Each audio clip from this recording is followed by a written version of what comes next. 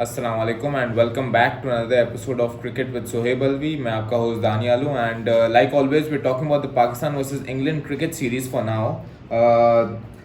T20 series start हो गई, first match हो गया, लेकिन बारिश कहीं नहीं गई and unfortunately we are still facing that same और इसमें सिचुएशन। दानियल जो सबसे मुझे अमेजिंग बात लगी है, तीनों T20 आई एक स्टेडियम पे। राइट, सारे कैमरेज जो हैं वो 7 दिन के लिए पोजीशन हैं।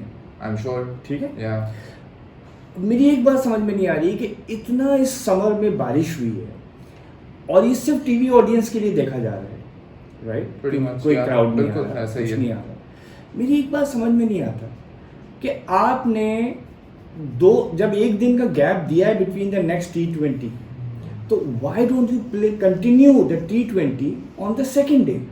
Basically utilise the reserve day. Because देखो, अगर ये रिजर्व डे नहीं कहा ना इसको, या तो रिजर्व डे कह देते और ये नहीं कि आप पूरा मैच दोबारा खेलें, आप 70वें ओवर से शुरू करते और पाकिस्तान अपनी इनिंग्स करता। Yeah. ठीक है, अच्छा वाई पहले मैं ये नहीं रेकमेंड करूंगा कि भाई एक दफा मैच हो जाता है तो रात को कैमरे शिफ्ट हो जाते हैं टू द नेक्स्ट स्टेज। बिल्कुल ऐसा होता है अमूमन। हाँ, तो चलो फिर नेक्स्ट डे नहीं हो सकता। यहाँ आपका एक ही वेन्यू में कैमरेज फिक्स्ड हैं, कोई उठा के नहीं ले जा रहा है। बिल्कुल। आपने ज्यादा से ज्यादा सैटेलाइट टाइम बुक करना है।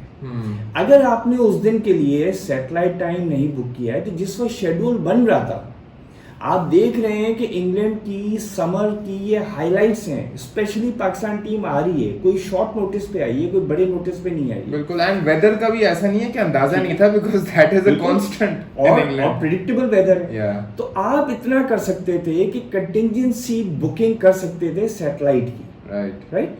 और जब इतने पैसे आ रहे हैं आपके पास, आपको ब्रॉडकास्टर्स पैसे दे रहे हैं, आपको एडवर्टाइजर्स पैसे दे रहे हैं, तो why doesn't the broadcaster talk to the ECB कि आप नेक्स्ट डे कराएं, हम सैटेलाइट टाइम देंगे बिकॉज हमें तो रेवेन्यू आ रहा है।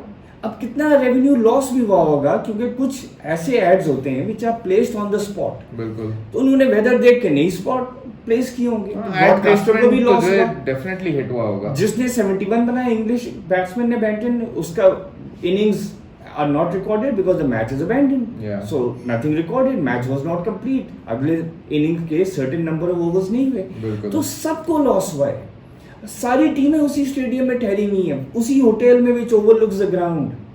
आपके कैमरास फिक्स्ड हैं, आपने सिर्फ लोगों को एक दिन और बुलाना है और सैटेलाइट टाइम बुक करके और मैच शुरू कर देना, और कल पूरा दिन धूप रही है। बिल्कुल। So it's And ridiculous. I'm sure there's a lot of technical elements to it, लेकिन the point that you're trying to make is कि let's find a way around it. मैंने टेक्निकल पॉइंट्स को कंसीडर किया ना। बिल्कुल। Technical points यही होते हैं कि ओबी वैन का मसला होता है, कैमरा टीम जा चुकी होती है, लॉजिस्टिक्स का मसला होता है, यहाँ सब ठहरे हुए हैं, उसी होटल में ठहरे हुए हैं, ग्राउंड वाले होटल में। I guess हमारे हमारी कैमरास फिक्स्ड हैं, सिर्फ सैटेलाइट टाइम ले। cricketing, ICC and English Cricket Board के rules and regulations don't allow for it, but I guess it's time that we tweak it also. It is all up to bilateral. ICC कुछ नहीं कहती है, ये bilateral arrangement होता है। For example कुछ टीमें हैं जो कहती हैं, एक टीम भी कहते हैं कि जी लाइट टावर्स नहीं यूज होंगे, बैड लाइट तो बैड लाइट, ठीक है। So that's how it will be. That's how it will be. If both boards agree कि जब मैच हो रहा होगा, अगर बैड लाइट होने लगेगी तो लाइट टावर्स ऑन कर देंगे, हम खेलते रहेंगे, तो फिर वो कंटिन्यू हो जाता है। सो द थिंग इज, यहाँ तो ECB was desperate for cricket. और आप, ठीक है, टेस्ट मैच में आप एकदम से ऐड नहीं कर सकते, ठीक है, ऑल्दो वहां पे भी छठा दिन रखा जा सकता था, लेकिन यार T20 आई, 3 घंटे चाहिए आपको, उसमें से 80 मिनट आपने खेल लिए हैं, आपको अगले दिन 90 मिनट खेलना है। चले, लेट्स होप कि आज वो जरूरत ना पड़े। आई होप नहीं पड़े, बिकॉज आज वेदर जो है वो प्रिडिक्टेबल है that it will be kind, it's going to be overcast from 6 o'clock, जब मैच इंग्लैंड के मुताबिक 6 बजे शुरू होगा, और आई थिंक 2-3% चांस है बारिश का। तो होपफुली आज कंप्लीट हो जाए, बट आई होप कि इनमें ये अकल आए कि भाई जब क्रिकेट है, स्पोर्ट है, अगले दिन कंटिन्यू कर लो यार, किसने। ठीक है, you've made that point. So let's now talk about the team combination. तो टीम कॉम्बिनेशन में क्योंकि मैच पाकिस्तान की बैटिंग नहीं हुई, बॉलिंग हुई, लेकिन आई गेस कुछ ऐसा सब्सटेंशियल नहीं हुआ, except maybe Haris Rauf performance, कि हम कहें कि टीम के अंदर कोई चेंज होना चाहिए सेकंड T20 मुझे लगता है, देखो बैटिंग में ये इसलिए नहीं करेंगे कि हफीज मलिक चीखेंगे कि जी जब हमारी बैटिंग नहीं आई तो आपने हमें क्यों हटा दिया, कोई ठीक है। तो हैदर अली जायज वजह बन नहीं सकती। इफ्तिखार ने विकेट ले ली, he is a good spinner, उसने विकेट ले ली वो भी मॉर्गन की, ठीक है, तो उसको आप नहीं ड्रॉप कर सकते। सो बात हुई कि Haider Ali will again set it out. तो मुझे अफसोस ये है कि ये जो T20s थे इसमें हम एक देख रहे थे कि नया ब्लड कुछ आएगा। Everyone was waiting for Haider Ali कि जब उसने PSL में इतने अच्छे परफॉर्मेंस किए, ऑलमोस्ट 250 रन बनाए, स्ट्राइक रेट ऑफ 160, उसको हम नहीं देख सकेंगे शायद। There was a very interesting stat that I came across. I think it was Rehanul Haq that tweeted it, said something along the lines of कि Tom Manton जिसको England ने खिलाया, who made 71 or so, failed all throughout PSL.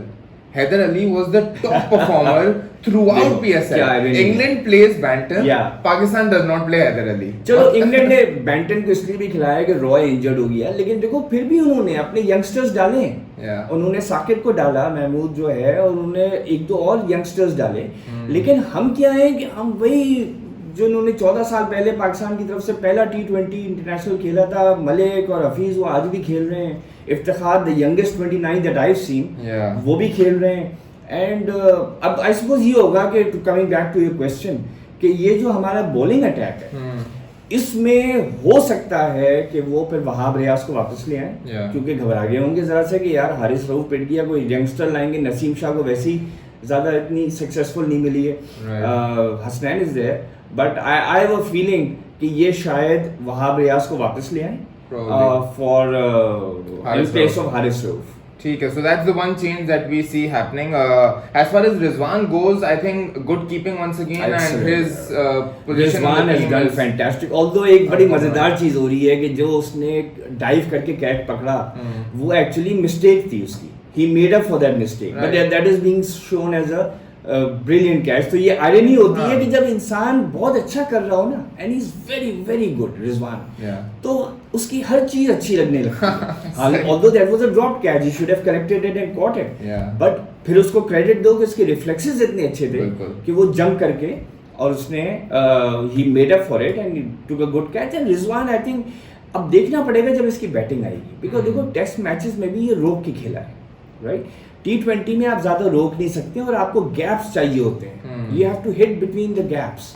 अब ये देखना होगा T20 में कि इसकी स्ट्राइक रेट कैसी रहती है, बिकॉज स्पेशली अगर ये लोअर डाउन आ रहा है, नंबर 6-7 पे आ रहा है, फिर तो इसकी स्ट्राइक से 150 से इसको खेलना चाहिए, बिकॉज वो एंड ओवर्स में आएगा व्हेन पाकिस्तान नीड्स रन्स।